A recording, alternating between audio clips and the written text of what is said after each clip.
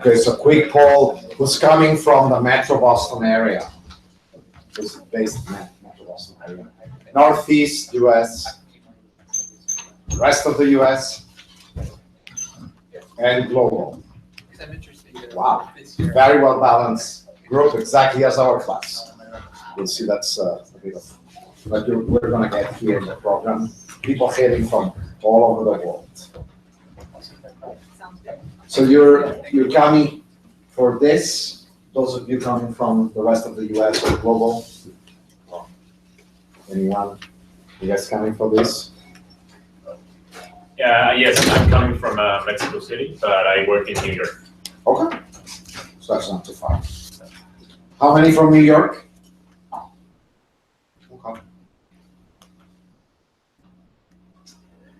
Okay, so, well, thank you very much. Fantastic to have you here. I'm glad that we just did a little bit of a poll, and we got about, I would say, 1 in 5 coming from New England, another 1 in 5 Northeast, another 1 in 5 US, and another 2 in 5 from elsewhere in the world. So I think that's pretty much very similar to the demographics of our class. So we got about 55-60% US and about 40%, 45% global.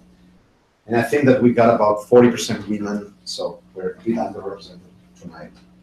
But yeah, we won't be underrepresented in that class.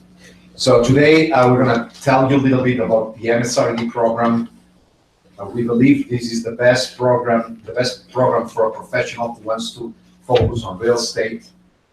It's a business program, but it's a business program where you're going to learn also about design, about massing, about products, about architecture. So let me tell you a little bit about the Center for Real Estate. Of course, we got a really fantastic brand at MIT. And how come MIT has a Center for Real Estate?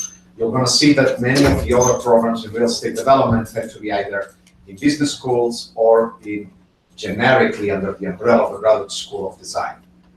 We're also at the School of Architecture and Planning, but I would say that we're a bit slightly more focused on real estate because we have a center.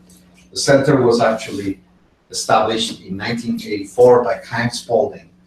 And I think that's one of the important things that you have to know about this center. It was founded by a developer, one of the most legendary developers here in Boston. And I think Hank chose MIT for the first MSRD program, not randomly. It's not just a random choice, but we happen to be the #1 in terms of age, the #1 real estate program in the nation and globally. And it's because Hank knew about the MIT culture. Our motto is mens and et manus, which in Latin translates for mind and hands. So here at MIT, we marry the practical aspects with the theoretical or thought leadership aspects to make you into the leader that you want to be. So I like to say very generically that at MIT, we don't train you for your next job. We don't train you to be a sergeant. We train you for the job that you're going to have in 15 years. We train you to be a general. Okay? That said, you're going to pick up all the skills that a good sergeant needs to go to the business, back to business world, and start sort of developing professionally. So Hank saw that mens and manus thing approach at MIT. He decided to fund and found the center, and it's really about a combination of 3 main elements that really feed back into each other. So this is an educational institution. The Center for Real Estate is 1 in 5 educational departments in the School of Architecture and Planning, offering a master's degree. It backs into industry. Our relationships with industry are very strong, and I'll tell you more in detail later. We have an industry program. You're going to work in your thesis with probably some industry leaders to develop your thesis ideas. And then research, which feedbacks both into education and industry.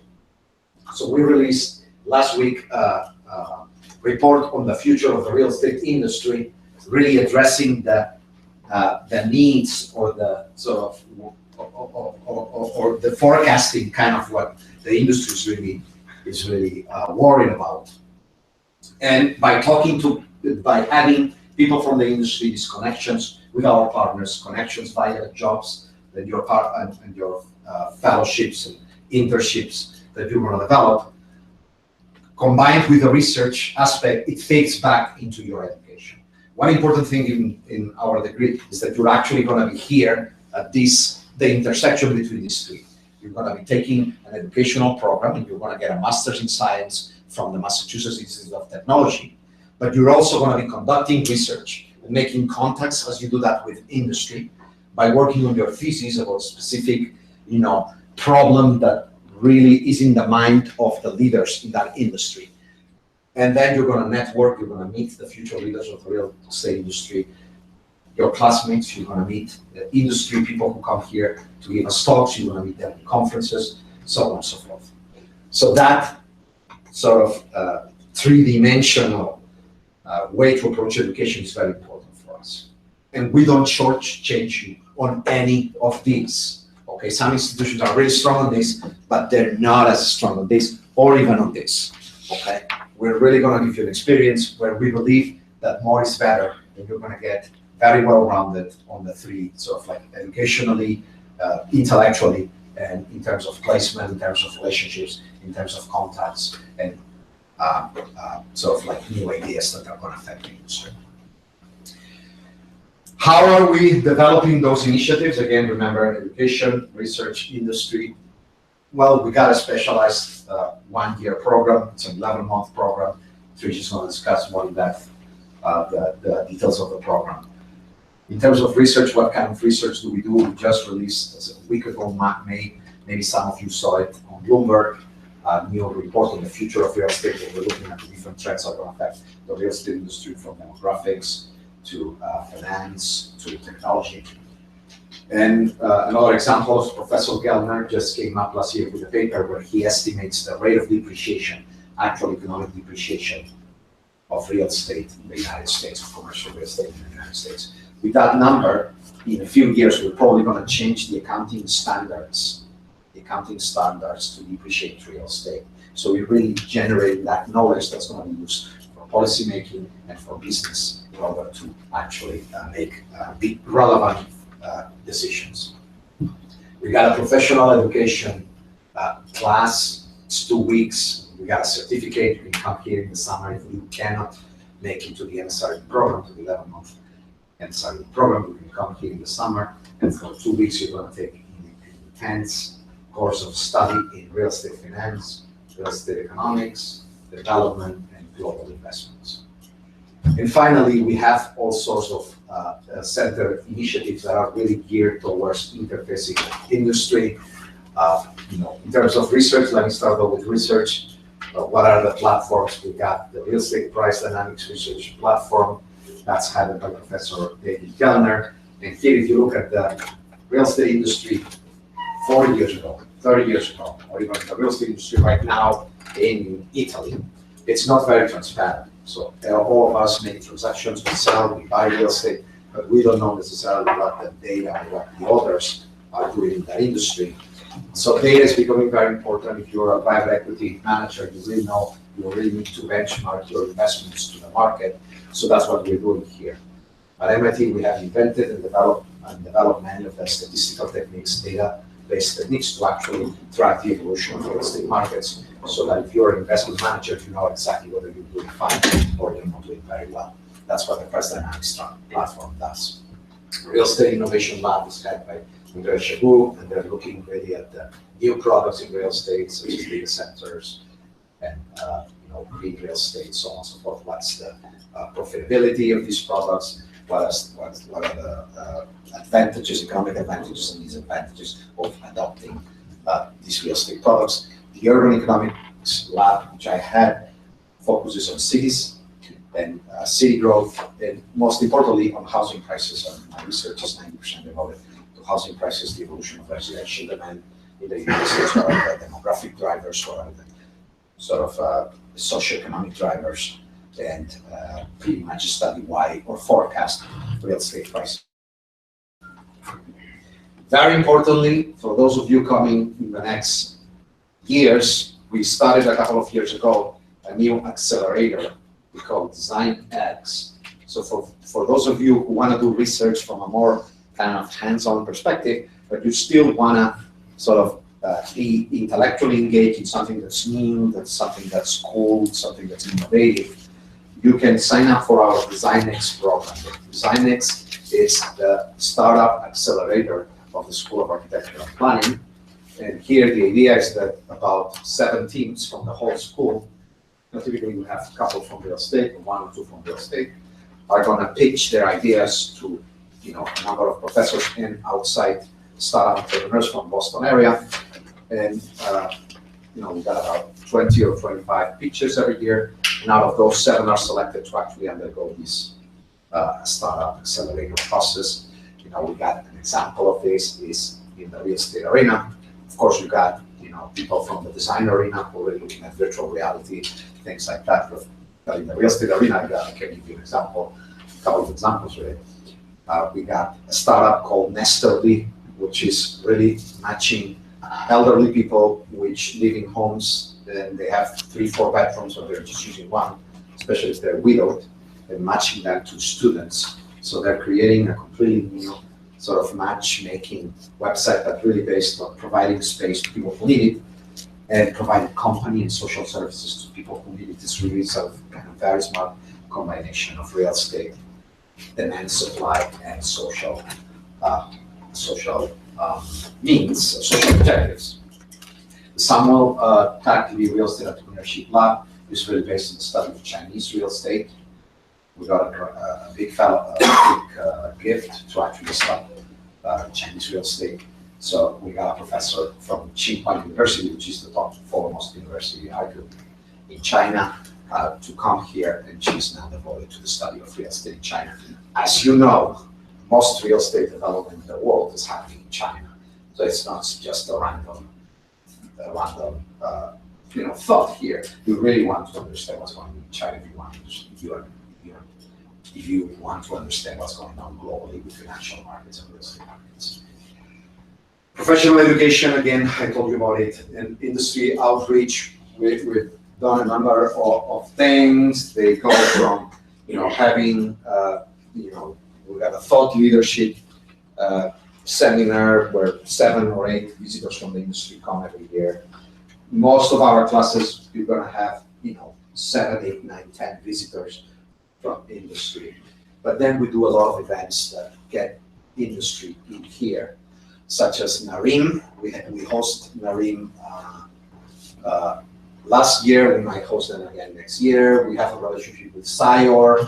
For those of you who are in the brokerage world, that's kind of the association for commercial real estate brokers. And we're working with them. One of our students every year gets a fellowship from CRE. That's about $7,000. Good relationship with them. A strong relationship with CoreNet. It's not there, but we got CoreNet professionals. CoreNet, it's the Corporate Real Estate Association. Unbeknownst to many of you, the largest owner of commercial real estate is actually corporations or LLCs that actually own real estate for their own purposes. So CoreNet really services that constituency, which is a huge constituency, and they really think very interestingly about how firms use the space very innovatively. Real Estate Finance Association, we run with them a number of events. We run an event with, I think it's ULI, but also with RIFA, which we call Real Disruption. It's about the new future trends in real estate. That's become, I think, one of the most prominent events for people who want to know what's next in the real estate industry in terms of the future. And we run, most importantly, the World Real Estate Forum. As you can see, we were really thinking a bit of becoming the next Davos for real estate. Last year we had 450 people come to the forum. 2 full days of sessions. The first day really focusing on financial markets, global financial markets. We then focused on India, Latin America, and Africa. And the second day we focused on, again, innovation and trends in real estate, from affordable housing to modular construction, to any kind of sort of innovative trend that's disrupting the real estate industry. Okay, so at that day, you're going to have more than 400 industry professionals here talking to you. We also have organized specific conferences having to do with Chinese real estate. And most importantly, in terms of industry relationships, our partners really give us the pulse of the industry. You'll quickly realize if you come to MIT that we have very horizontal culture. And by horizontal, I don't mean that we believe that we're everyone's necessarily equal in everything. By horizontal, what I really mean is that we're all different, we're good at something, but we all believe that we can learn from each other. Again, that's from the provost and the president at MIT to the janitors here. Okay, we do have a very horizontal culture in the sense that I do learn from you, I'm going to learn from you, I'm going to learn from you, and I'm going to learn from you. And that learning is going to be passed to the next generation of students. In the same way, you're going to pick up on that culture, and you're going to learn from your peers, you're going to learn from the engineers, from the architects, from the Sloan kids, and so on and so forth. You're going to create those sorts of connections. That's what we do with our partners. It's really a mutual exchange relationship. We're most benefit because we learn from them, we learn from their projects. For one, they're doing, we have case studies, we get them to speak here with us. And what they do in exchange is how they hire you, they sponsor specific research projects they're interested in. We're working on a new thesis format whereby you will be able to work embedded with one of our partners to actually work on research on a consulting project that they're interested in terms of your thesis. Global networking, and they get MIT exposure to new ideas and new products that are coming from the media lab to the architecture department, and the economics department.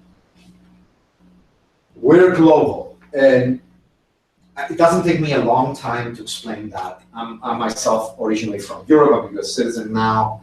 We got a professor from China, other professors and lecturers are from the United States, but we're really, really global in the sense. We really do activities and research at a global scale, okay? And while other programs or other institutions claim they're global and they show you that one specific activity they did about global engagement, we don't really, we're just very global. I mean, I couldn't tell you why, it's just 100,000 engagements and activities that we've done over the years. So we were in Beijing last year with Professor Gellner, debating the land ownership status of real estate in China with the Chinese government. They're actually, land is owned by the government and they lease it to the public for 30-year periods, say residential. So now some of these leases are going to expire. They're thinking of what to do, so they brought some international experts. So we were there in Beijing. Professor Gellner was in Mexico City talking about real estate indexes and transparency in the private equity market. I was in Oslo talking about housing prices in Norway, so on and so forth. Professor Frenchman is actually the developer or the designer of the Seoul digital city, media city. So he's been involved in the master planning of the digital city in Seoul. So he goes there every year. He's now designing other digital cities in China. Okay, so there's no question that we're all over the world. How about the program? So let me change this order a little bit. Now, I want you guys to think about the following problem. You're a developer, you're trying to build workforce housing. This is not really truly very low income housing, but it's not middle class or upper middle class housing. It's sort of like in between. You found a well-located 5-acre parcel of industrially zoned land that the local municipality would be willing to rezone. You know that because you got connections there to permit such housing to be developed. The town planner wants to meet to discuss the broad parameters of your development proposal, including how many units you propose to develop. And let me ask you guys, what are the dimensions? What are the parameters? How are you going to frame the discussion? What's going to be that conversation? Any ideas?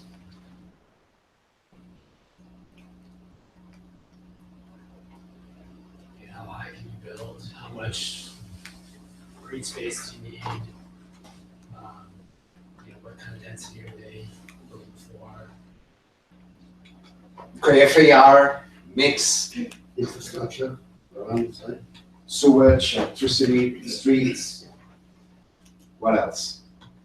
The density, Say again, sorry. the density, The existing density. density. Maybe you're going to make, you have to make a high and base use so you can see if there's a commercial section. Maybe. Economics, whether the planners do care about economics or not, it's something kind of interesting. We have the chief city planner for the city of Boston the last 13 years teach here, Cairo Shen. And so he's going to tell you whether they think that way, but certainly something that we hope they do. Potential environmental impact. Environment, green, Is there public transportation near the site? Or exactly. need to be built parking? So the catchment area, if you will, for that maybe for jobs if you're an office,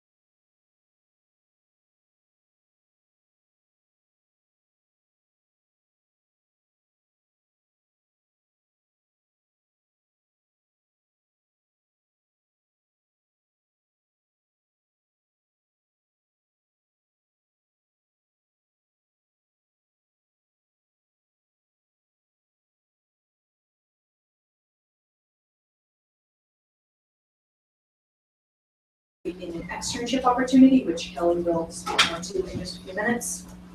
Your spring semester is February to May, and then you have two options. You can complete your thesis in the summer, or you can defer the thesis to the fall. Take the summer to do an internship, travel, rest, and come back in the fall and do your thesis. So depending upon which you choose, you'll either finish your thesis in July and graduate in September, or you'll finish your thesis in January and graduate in February. What do you need in your admissions package? Your statement, 3 letters of recommendation, a TOEFL or IELTS if English is not your native language. You can request a waiver, which you can find more information about online. Your GMAT or GRE score must be valid within the past 5 years. We do not allow exceptions on either of those exams. You can choose one or the other. It makes no difference to us which you choose. Your official transcripts, meaning they are coming directly from your previous institution or institutions, either electronically or hard copy.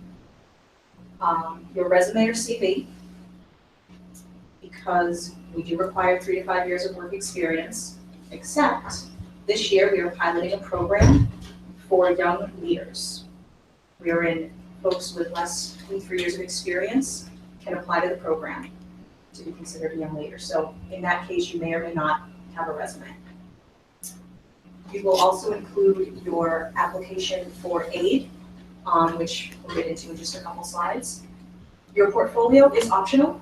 You can include one or not. Those of you that have a more traditional portfolio, please feel free to include it, up to 10 megabytes. Those of you that do not have a more traditional portfolio, some folks like to include RFPs or forecasting examples, or perhaps articles or such that they've written that they'd like to include. So let me ask the question. How many of you are architects or engineers or planners? Right. So that's exactly the demographic we have. About 40–50%, depends on the year, 40 to 60% of you are going to come from the real side of real estate, meaning like hard core design, architecture, planning, and about 50% or 40 to 60% of you are going to come from the more finance side of the industry. So portfolios, of course, for those of you coming from the design sort of side are very useful. Our deadline for admissions, January 15, we do not have rolling admissions, so whenever you choose to submit your application, we'll begin reading January 15, and we tend to get responses out early to mid-March. I already touched briefly on the Young Leaders Program. The only difference between them in terms of requirements, Young Leaders, 2 to 3 academic references, we may or may not have professional experience behind you. For everyone, if you do not have microeconomics and basic accounting principles in your background, professionally or academically, we do require that you take courses before enrolling. So you may apply without those in your background, but if you're admitted, we do require that you take college-level courses before you enroll in September. Financial aid. So we are considered a self-funded entity within the institution, which means we are not subsidized by MIT. Any funding we have available to students, we have raised ourselves through our industry alumni network and partnerships. Despite that, the past 3 years, we've funded half of our students between 13 and 15%, depending upon the aid they've received. And part of that, that aid application, you'll let us know which aid you'd like to be considered for and any supplemental materials, depending upon the application or aid you're looking to receive. We have 2 types of aid. Fellowships, they are tuition awards only. They go directly to your student account. You won't see the money. I just automatically credit it. And there is no work required. Fellow programs are more substantial aid awards, partial tuition award, partial stipend. The stipend, because you're getting the stipend, you're expected to work approximately 10 hours per week while you're a student here. Be it alumni liaison, industry liaison, or working with faculty on research or other projects they have. This year we have 2 brand new fellow programs. One is the Heartland Directors Excellence Fellow Program. It's aimed at Heartland states, those states that are not coastal. And we are also this year, for the first year, participating in the Yellow Ribbon Program, which is aimed at U.S. veterans. your course schedule and course load. I get a lot of questions about, well, what is it gonna look like when I'm here? Because Albert just went over a lot of very intensive coursework and different amounts and types of coursework. It's going to depend on where your skill set is. As Albert mentioned, some people are coming from architecture and design and development, others are coming from finance, economics. So for some students, they may spend 5 hours on their economics homework. Some may spend 15. Some may spend only a couple hours on their planning homework. Some may spend more like 8. It's going to depend on where your skill set is, but that's where your cohort comes in, because you're all working together. There's been plenty of times I've walked by in the afternoon, students are helping each other with their work. And then when it comes to the other class, well, the roles have switched. So a typical week in the fall, you're going to be spending a lot more time in class than you will in spring. But in spring, you'll be spending a lot more time in your student lounge on your work, working on your studio projects, and starting to plan your thesis. Whereas in the fall, you're much more in the classroom, and then maybe in smaller groups working on your homework. As far as doing your thesis in the summer or the fall, you'll have to weigh your cost benefit options. Summer is less expensive than the following fall, and that option is up to you, but it would be funded by you, the students. There are also dual degree opportunities within the MSRE program. The main one is with the Master of City Planning in the Urban Studies and Planning Department.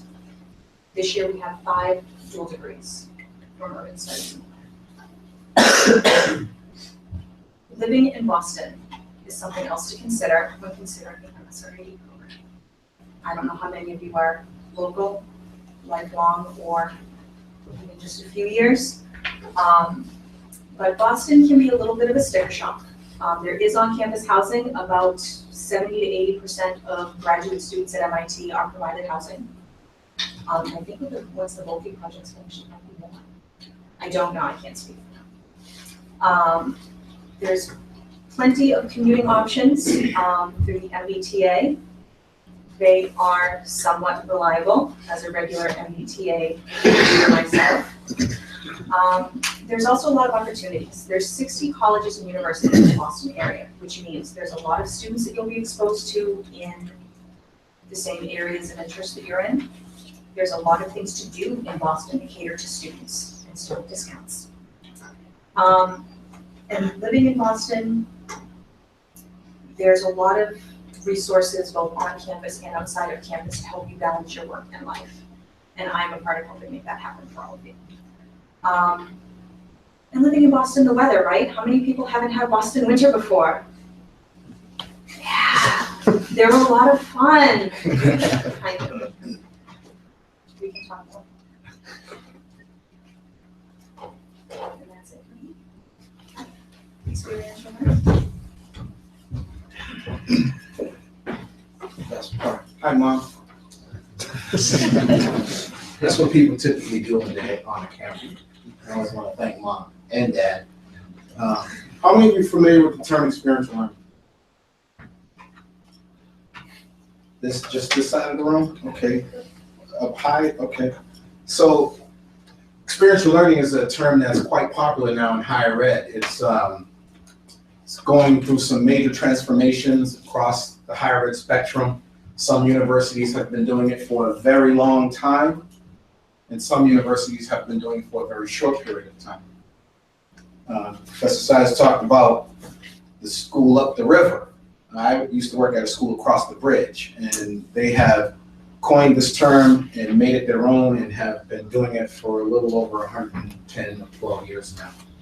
The school is often known as Northeastern University. It's not a shameless plug for them, but they pride themselves on making sure that students are exposed to industry relative to the degree program in which they're seeking a credential.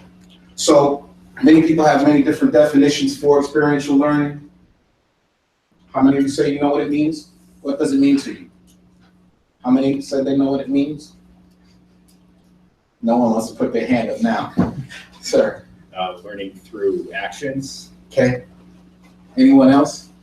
Sir. on the job. Yeah. Learning more cognitively. Ooh, big words, huh? All right. You sound like a theorist. So I'm going to talk to you about a few theorists. I talked to a few students earlier this morning, so you can kind of text, do whatever you need to do, because we're going to go over what we talked about this morning. Kurt Lewin, anybody heard of Kurt Lewin? Social psychologist, that's correct. He defined it as something that happens when change and growth occurs through the facilitation of an integrated process that begins with the here and now experience, followed by the collection of data, concluding with observations and experience. Anybody heard of David Cole? No one's heard of David Cole? He's like the godfather of this stuff, this thing. So he talked about it a slightly different way, and that experiential learning is a process, multi-linear model of adult development, both of which are consistent with what we know about how we naturally learn, grow, and develop using these four different areas. So really depends, David Cole has this model, in case anyone is interested, very, very interesting model. You should take a look at it.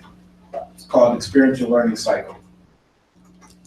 But it really depends on who you're asking. But for the sake of argument, let's agree that it is just learning by doing.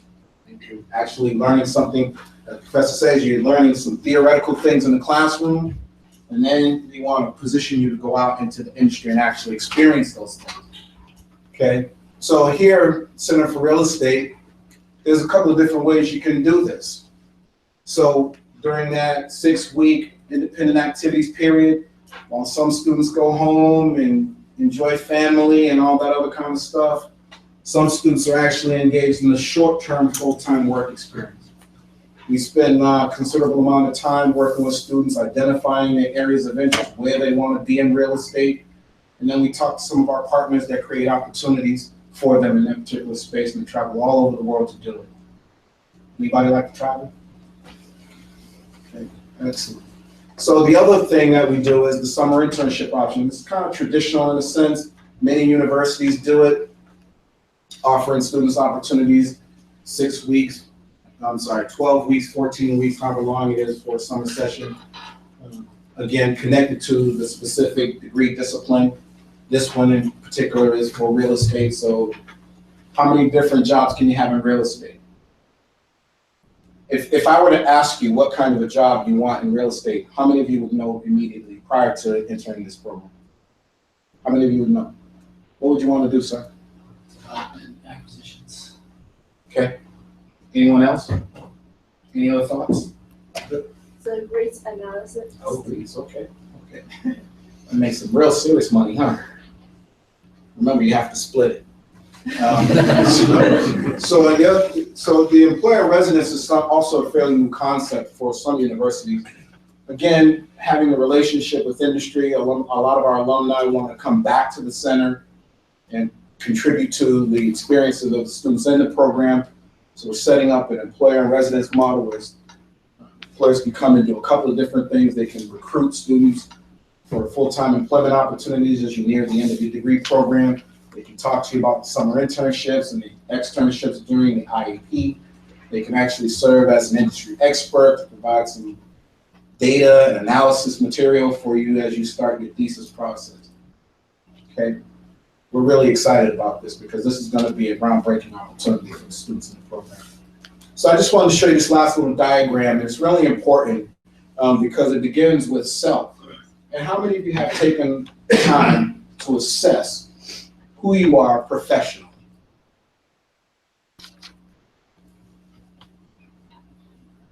No one? 1, 2, 3? Well, I don't have. yeah, right. You do, but not necessarily. So this is a really important thing because it really requires honesty and truth. So as you start thinking about that job as a REIT in development, correct? Right? You want to really assess where you are in terms of being able to transition from the student back into the workforce. Do I have the skill set necessary to enter into that particular that particular job when I finish my degree program? Researching the options, that's where we spend a lot of time with students talking about where are the opportunities? Who's hiring? Who will hire me? Here's my skill set. Who's going to hire me? And then acquiring the knowledge, where do you do that? Where do you do that? Right here. Acquiring the necessary knowledge. Professor said we have a staff that do different things all over the world. So here is where the knowledge exists. But then you actually have to promote yourself. How do you do that? How do you do that? How do you promote yourself? With pictures in your CV. Oh my gosh. Where are you from? No, I'm not thinking that kind of pictures. Right, resume. How else? How else are you promoting yourself? Networking. Networking. Any others? Any other ways to promote yourself? You can let your work speak for you. Okay, that can help you. Okay, how do you do that? If you build an impressive resume at work with companies or institutions that are well known. Yeah, and again, the portfolio thing. How many of you are architects again? That's a major way that you can promote yourself, right? Through your work. Through your work. How many of you use social media? Everybody's like, where is this going? We won't check. Right. But it's important because we also have a lot of different networking events and activities, sponsored and otherwise, that we really want to get you to be able to engage industry, to talk about yourself in a very professional manner. Some of the things you've done, some of the things you're pursuing, career-wise and educational. And then you actually have to go out and do it. This is actually a model that you should just make a part of your everyday professional life. Assess where you are, research the options that are available to you, acquiring additional knowledge, maybe in a certification. Remember, if you don't come to our MSRED program, you can attend professional ed program if you're not quite ready for the full-time commitment. Right? Acquiring that knowledge to be marketable as you promote yourself, and then going out into the world to actually do the things that you're learning. Any thoughts on any of this? Has anyone seen this before? No one? No one? No one? Okay. Okay, so we don't want to bore you to death with slides, but we have Q&A opportunity now. So feel free to ask about any of the content, sir. So this Q&A for everything. Or everything, the whole thing. Thank you very much. Okay, I have 4 questions. I'll get it very quick because I think there's some other. Can you just identify who the question is directed to? Yeah. Okay. Okay. So the first question goes to Tricia. Okay, it's about admission. Yes. Admission because I applied for the program 2 years ago. Okay, so I have referred back to the 3 years profiles of the students. I found that there are it seems that there are some preferences for the selection of students. For the class of 2018, I found more designers. And the year before that, for 2017, is more for, we see more big 5 companies coming in. For example, Jones Lang, CRE, Cushman Wakefield, the business professionals were selected. And the year of 2016, I saw some students coming from landlords and some from China. Landlords, I mean the developers, the developer sides who are doing the hands-on work. So is their preference, is the preference changed or it is the same? So I've done far more research than I have into our selection process, I can tell you that. Okay. So I can tell you how we select. Well, that. but maybe there's 3 main attributes: quality, quality, quality. So I think it really changes depending on the year. So our selection process, we have about 8 to 10 folks on the admissions committee, and I say 8 to 10 because sometimes someone's on sabbatical. Okay. Myself and the director read every application, and then we divvy it up evenly so that every application is read by half of the committee. Mm-hmm. This is because there's not one aspect that outweighs another. It's just as important that you perform well academically, that you're able to work within that small group of 25 to 30, because 11 months is a long time to spend with the same 30 people. So as much as we're looking to challenge you and be sure you can succeed, We're also looking to see, can you collaborate with a small group of people? Can you be constructive with that group of people? Because you're gonna do doing a lot of intensive projects with these people in small amounts of time. This is a pretty confined space, right? It seems sizable right now, because you've only been in here for about an hour, but there are some days students will be in here from 9 a.m. to 9 p.m. The walls start closing in a little bit. So you also need to be able to work within that group of 30. So that's what we're looking for year to year. See, okay. And And let me qualify what I say about quality, because by quality, it's going back to you. We don't mean you have to have the best GRE or the best GMAT or the best. It's not about that. It's really about passion in a way that we see people who are going to change the world and the real estate world and the world period in the next 20, 30, 40 years. So, okay. Thank you, Mr. Alvarez. And continue to your response. I have another question. That is the range of GMAT score.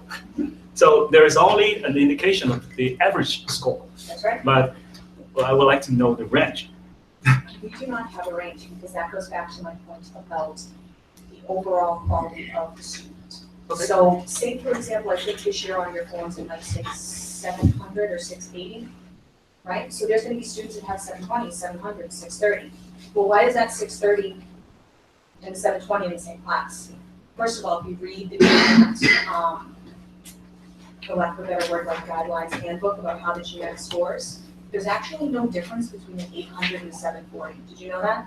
The difference is so minuscule, it's pretty much non-existent. So as much as that score kind of gives us a sense of your abilities, it doesn't really mean all that much when it comes to your ability in class. And there's been a lot of research to show this. So we're looking at all the other things that you're bringing to the table. We're also looking at you to see what we can provide you. Because as much as you're all sitting here saying, what do you need? What do you need from me to be part of the class? Well, what do you need from us to help you get to the next stage? So we're also looking into that as well when we're reading your applications. What are you bringing to the table as a classmate, as part of a small cohort? And what is it that you're looking for us to provide you? And does that relationship dovetail? So we don't have a range because every one of you is bringing something different to the table. So to say, you know what, anything under 650, forget it. I don't know how fair that is. We want to be sure we're challenging you. Not that, we don't want you to struggle, we want to challenge you, but we also want to see what are you going to bring to the table. Okay, thank you. And my third question is about career choices and the research focus, because it is, to me, it is one single question.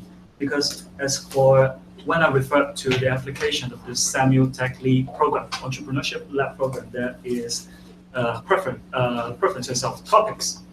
And one of it was real estate tech or something. It's technology related, okay? So because nowadays more and more things are crossing over. So we have seen that this trend is become more obvious. So with the research focus for the center, would there be more emphasis on that? Which means that when we get into the center, we will have more opportunity to get in contact with such industry players in research of that. For example, Airbnb, Zillow, WeWork. Let me answer that. It is true that MIT has a comparative advantage on technology and innovation. So you're definitely going to be exposed to many of these innovators and firms. In our forum, Real Estate Forum every year, our conference, one day is devoted. We have about 3 parallel sessions. Things we're about 14 different sessions on this, and we run the Real Disruption Conference. That said, we got the CEO of Boston Properties, or developers. Union Point developers, Elstar, very large multi-use, large scale master plan development. So it's really all over the board. So we do, you want to specialize in real estate technology and these trends. That's certainly, I think we're one of the options, the only option, but certainly we span the range Okay, thank you. Then my last question is about certificate program. Because when I referred to the paper, it is said there would be a 2-week long certificate program coming up. But I remember that on the website, there are only certificate program for 1 to 3 days, as the introduction shows. So The class is that is going- change? Certificate program, professional certificate program. Because we're talking about master program, and if some busy people who would like to refresh their real estate knowledge, so would they have chance to choose for a certificate program as introduced on the paper? Yes, so the classes, each class is 1 to 3 days. 1 to 3 Each individual days. class that culminates after 2 weeks in a certificate. So you can take one class individually, or you can take them all and earn a certificate. So it could be 2 weeks. Right, so we have, what is it, 5, 6, 7 classes? Yeah, 5 classes, it's 2 weeks. So real estate finance, 2 days, advanced real estate finance, 2 days, real estate economics, 1 day. Then the following week, we have development class and then global real estate, which I teach for another 2 days. You take each of them separately or take the 5 of them for the certificate. Okay. You can even do it in 2 years if you want to. Come 1 week and only 1 year, if you can get that certificate. Okay, I see. Thank you, thank you. Okay, so as part of the program, how easy is it to get exposure or even be involved with the media center? The With media lab. the media lab, sorry. It's as easy as you want, or as difficult as you want. MIT is a very entrepreneurial place, so no one's gonna tell you, come. But if you go, they're gonna go, okay, and there's chemistry there, and it's very vibrant, it's very entrepreneurial place. Okay. Perhaps Stanford's, it's the other institution that has that vibe once you get in here. So very easy if you do something that they want to do or you have a business plan. Now, the Media Lab has one of the highest startup rates of any school here at MIT. So if there's something that they're interested in, jives what you're doing, there's always possible. Some of the easiest crossover comes when you do your thesis. A couple of years back, we had a student, I believe Felipe's was on Felipe. smart furniture. So he worked with the Media Lab in terms of what that looked like. Yeah, and he got a job. He got a job offer. This Yes, smart that's right. furniture that's That's right. moving around, so you can repurpose the space. Just by setting up an app on your phone. It's gonna be a bedroom in the night, and then it's gonna fold into a studio. And he got a job actually. He worked on his thesis with them. He developed a financial plan. He got a job. He decided to move on, but it's still completely possible. Okay, can I just add, there's something that's being said in that answer is that the student took the initiative to seek out what he was trying to create. And then there was some resources made available to help materialize that idea. So it's really incumbent upon you, as one of the points that he mentioned earlier, was the engaged, the participating part, right? I mean, you come here and you go to class, but that's just one small aspect of this experience. There's a lot that the university offers, but it's incumbent upon the individual to seek out those things. And then once we get an idea of what you're trying to do, you just plug in. Okay, good to know. Thank you. I had a question regarding GRE average. What's the average you usually get? So the average GRE is around, say, 160, 160 on, all sections, yeah. thank you. So you said that an MSRED student could take electives in a Sloan school or Harvard, but do the students from Sloan and Harvard school could take electives in the Center for Real Estate? Absolutely. So just as you might be a student taking a class at Sloan as an elective, that might be the Sloan student's core course. Similarly, say you're taking David's real estate finance class in the fall. Well, that's one of your core courses. You'll have Sloan students and Harvard students in that class taking it as well. So we will never get to see Sloan students in this classroom, for example. You go. Oh, yeah. All your All the classes, all your real estate classes are right in this room you're sitting in. But- So they'll come here. But I Okay. think, And I have another question. So does a startup that was in an accelerator before could be in the DesignX program, like to improve in the second stage or third stage? I don't know. okay, so design is really, really more focused on the first And the stage, first really. stage, okay. Sort of the idea and conception, and then sort of get you to pre-market, you know, or even kind of market. But you know, if you're already sort of in the market, or maybe it is very developed.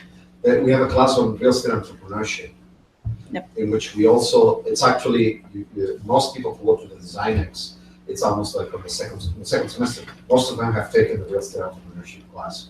And there, you're going to be able to pitch more advanced ideas. Okay. The DesignX is mostly geared towards, you know, really first stage.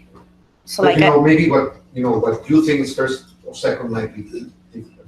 but DesignX is more like an incubator, right? Like to push it from the So beginning. right now we got 7, and I think that I know of at least 5 are out there. And, you know, yeah. Perfect, thanks. Any questions? I have a question about housing. Yes. So how, so I don't know, is it different costs? Is it single room or usually there's roommates or different options and roughly what that costs? So there's a lot of different options on campus. And for financing, look at housing.mit.edu. They'll have the most up-to-date rates. I can tell you it's cheaper than just about anywhere else in this area. For better or for worse. There's a lot of different housing options. There are singles, there are suites, and there's family housing as well, because especially with a large number of our cohort coming with spouses or even children, there are 2 dorms on campus, 2 dorms, 2 apartments on campus for a family.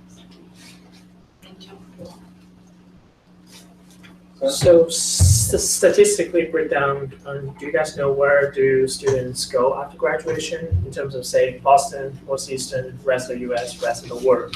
And also, what does people do in terms of between, say, real estate development, real estate investment, consulting, and still stay in construction? Yeah, I would say that, you know, I think about 10% are going to be in New England, which, you know, given that we're here, makes sense. And I would say another 40% stay in the United States, so, you know, 50 or 60%.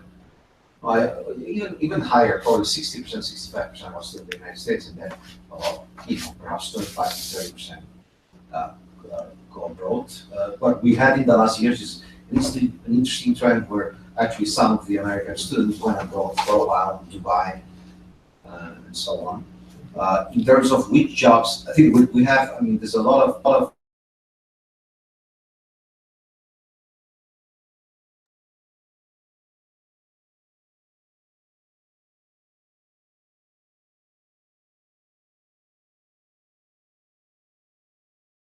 of the students, they're typically going to gravitate to development. So they came here because they're sometimes the smarter person in the room, but the person who's got the less decision power in the room. So they want to have more decision power. So they're going to shift and still be active, you know, creating real products, or real reality, you know, the built environment, but from more the driver's seat. So I would say that's from the. Then you have, you know, there's some transitions from typically people who are in finance tend to transition up, but within finance and investments. So say you were at a bank and you move into private equity. Or what we do have also some people who are in brokerage or sales, marketing, also transitioning into finance. Okay, and then there's I would say, compared to say 20 years or 15 years, there's a lot of interest in entrepreneurship generically. Either you being your entrepreneur down the road, so your first job is not going to be your job 10 years in the future. And again, your first job is very fantastic, but we really, really care about your job 10 years in the future. I think there's a really huge growth in entrepreneurship. People want to be their own developers or have their own private equity raised funds from Colombia or whatever it is, or actually do some kind of a startup. Yes, That was my question. that was your question too? Okay. Anyone else? Sir? Hi, I had a question about the admissions. You said 3 to 5 years experience. Now, is that in real estate or a similar field that we were talking about, like engineering, or can it be something completely different? Tends to be real estate or real estate adjacent. We have people coming from law, we have people consulting, appraisal, the other areas I mentioned earlier on, engineering, construction. We do have folks that come from different backgrounds, and the Young Leaders Program, while that 0 to 3 years of real estate experience tends to be because they're more recently out of school, it could be for folks looking to transition their career into real estate as well. Yeah, but we really look for passion. So if your passion is into real estate, we'll take it. I'll give you an example. Someone who was at Lehman Brothers, doing, ABS, asset-backed securities, it's a little bit of real estate, but not so much. I think mostly credit card or whatever. And, but he wanted to transition, and we saw the passion. Is that helpful? Yeah, really helpful. Ready? I'm ready. Okay. Question. So I know the program is very rigorous, but I was curious if there are any students in any capacity who can continue to work with their current employers, especially if you're from the Boston area, if they stay in contact with them or, work. I'm just curious if that has I've happened. seen it, and I can see it because students tend to be less engaged with their classmates. Yeah.